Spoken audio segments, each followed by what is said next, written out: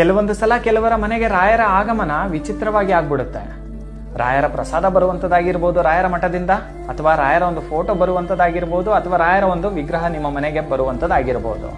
ಯಾರ ಮನೆಗೆಲ್ಲ ರಾಯರು ಬಂದಿರ್ತಾರೋ ಅವ್ರು ಅರ್ಥ ಮಾಡ್ಕೊಂಡ್ಬಿಡಿ, ನಿಮ್ಮ ಎಲ್ಲ ಕಷ್ಟಗಳಿಗೂ ಕೂಡ ರಾಯರಿಂದನೇ ಅಂತ್ಯ ಸಿಗ್ಬೇಕಾಗಿದೆ. ಅಷ್ಟು ಸುಲಭವಾಗಿ ರಾಯರು ಯಾರ ಮನೆಗೂ ಕೂಡ ಬರೋದಿಲ್ಲ. ರಾಯರೇ ನಿಮ್ಮನ್ನ ಹುಡ್ಕೊಂಡ್ ಬಂದಿದಾರ ಅಂತ ಅಂದ್ರೆ ಪ್ರತಿ ಗುರುವಾರನು ಕೂಡ ಯಾರು ರಾಯರ ಮೇಲೆ ಒಂದು ನಂಬಿಕೆ ನೆಟ್ಟು ಪೂಜಿಸ್ತಾ ಬರ್ತೀರೋ, ನೀವು ನಿಮ್ಮ ಮನಸ್ಸಲ್ಲಿರುವಂತ ನೋವನ್ನ ರಾಯರ ಹತ್ರ ಕೆಲವೊಂದು ಸಲ ಕೆಲವರ ಮನೆಗೆ ರಾಯರ ಆಗಮನ ವಿಚಿತ್ರವಾಗಿ ಆಗ್ಬಿಡುತ್ತೆ. ರಾಯರ ಪ್ರಸಾದ ಬರುವಂತದ್ದಾಗಿರ್ಬೋದು ರಾಯರ ಮಠದಿಂದ, ಅಥವಾ ರಾಯರ ಒಂದು ಫೋಟೋ ಬರುವಂತದ್ದಾಗಿರ್ಬೋದು, ಅಥವಾ ರಾಯರ ಒಂದು ವಿಗ್ರಹ ನಿಮ್ಮ ಮನೆಗೆ ಬರುವಂತದ್ದಾಗಿರ್ಬೋದು.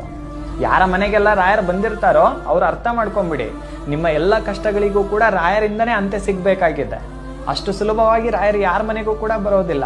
ರಾಯರೇ ನಿಮ್ಮನ್ನ ಹುಡ್ಕೊಂಡ್ ಬಂದಿದಾರ ಅಂತ ಅಂದ್ರೆ ಪ್ರತಿ ಗುರುವಾರನು ಕೂಡ ಯಾರು ರಾಯರ ಮೇಲೆ ಒಂದು ನಂಬಿಕೆ ನೆಟ್ಟು ಪೂಜಿಸ್ತಾ ಬರ್ತೀರೋ, ನೀವು ನಿಮ್ಮ ಮನಸ್ಸಲ್ಲಿರುವಂತ ನೋವನ್ನ ರಾಯರ